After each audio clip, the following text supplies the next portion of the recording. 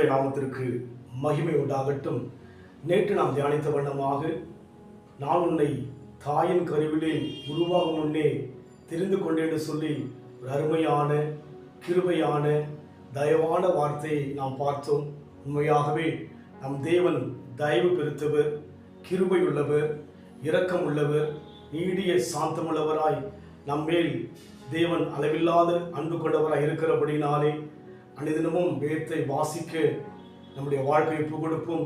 தேவனை ஒரு நாளும் நம் வாழ்க்கையிலே நிச்சயமாய் அனுபவிக்க முடியும். இந்த வேளையிலும் கூட தியானிக்கும்படியாக ஏசாயாவின் புத்தகம் 43ஆம் அதிகாரம் 1 வசனம்.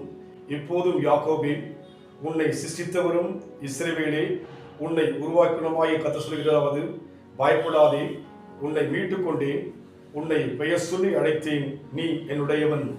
உன்னை பெயர் சொல்லி அழைத்தேன், நீ என்னுடையவன். ஆம், தேவன் உன்னை குறித்து மகிமையான விசேஷங்கள் வசனிக்கும்படியாக நம்மை மேன்மைப்படுத்தும்படியாக தேவன் விரும்புகிறார். வேதத்திலே பார்க்கும்போது தாவீது என்கிற ஒரு மனுஷனை பார்க்கின்றோம். தகப்பனால் கூட மறக்கப்பட்டவனாய் இருந்தபடியினாலே சாமுவேல் வந்தபோது அநேக அவருடைய மகன்களை அழைக்கின்றார். ஆனால் தாவீதை ஈசாய் மறந்து விடுகிறார். சாமுவேலும் அங்கே ஒரு முழுமையான வெளிப்பாடு இல்லாதபடிக்கு அங்கிருக்கிற ஈசாயுடைய மகன்களிடத்திலே கடந்து போய் அவருடைய ராஜாவாக அபிஷேகம் பண்ண விரும்புகிறார். ஆனால் கர்த்தரோ தாவீதை, ஆடுகளை மேய்க்கின்ற தாவீதை தேவன் தெரிந்து கொண்டார். பின்வரும் காலத்திலே தாவீதை குறித்து மகிமையான காரியங்கள் வேதத்திலே வசனிக்கப்படுவதை பார்க்கிறோம். அதுபோல தேவன் யாரு சொன்னால், உன்னை பெயர் சொல்லி அழைத்தவர், என்னை பெயர் சொல்லி அழைத்தவர், நம்மை பெயர் சொல்லி அழைத்து அவருடைய ஜனமாய் மாற்றினபடினாலே எதிர்காலத்திலே உங்களை குறித்தும் உங்கள் குடும்பத்தை குறித்தும் உங்கள் பிள்ளைகளை குறித்தும் மகிமையான காரியங்கள் பேசப்படும். உயர்த்தப்பட்டோம் என்று பேசப்படும். நாங்களோ எழுந்து நிமிர்ந்து நிற்கிறோம் என்று பேசப்படும். நீங்கள் கீழாகாமல் மேலாகும்படியே பேசப்படுவீர்கள்.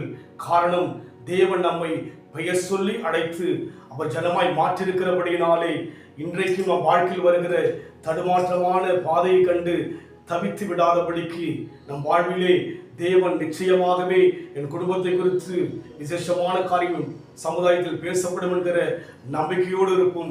உன் நம்பிக்கை வீண் போகாது என்று சொல்லி ஆண்டவருடைய வார்த்தை பிரகாரமாக நம்புகிறவன் செழிப்பான் என்று பார்க்கிறோம். அதனால் வேத வசனங்களை நம்புவோம். கர்த்தர் பெரிய காரியங்களை செய்வார். அழியாமல் அணைத்துக் கொண்டு, கலையாமல் காத்து கொண்டு, குறைவின்றி பிறக்க செய்து பத்திரமாய் அமை சுமந்தீரே, தாய் கருவிலே பத்திரமாய் அணை சுமந்தீரே.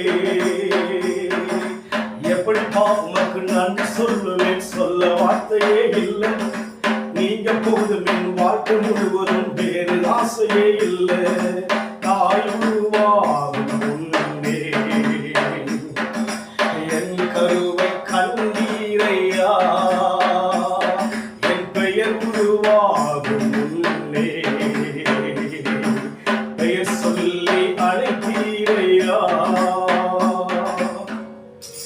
பெயர் சொல்லி அழைத்தவர், நீ என்னுடையவன், நான் உன்னை பெயர் சொல்லி அழைத்தேன் என்ற வண்ணமாக, அன்பின் ஆண்டவரே, உலகத்தில் எங்களை விட சிறந்த பெயருள்ள மனுஷர் உண்டையா, எங்களை விட மேன்மையான பெயருள்ள மக்கள் உலகத்தில் உண்டையா. ஆனாலும் ஆண்டவரே, தூரமாயிருந்து பாளையத்துக்கு புறமாயிருந்து தேவனை அறியாமல் இருந்த எங்கள் வாழ்க்கையிலே பெயர் சொல்லி அழைத்து ஜனமாய் மாற்றினபடினால் நன்றி கர்த்தாவே.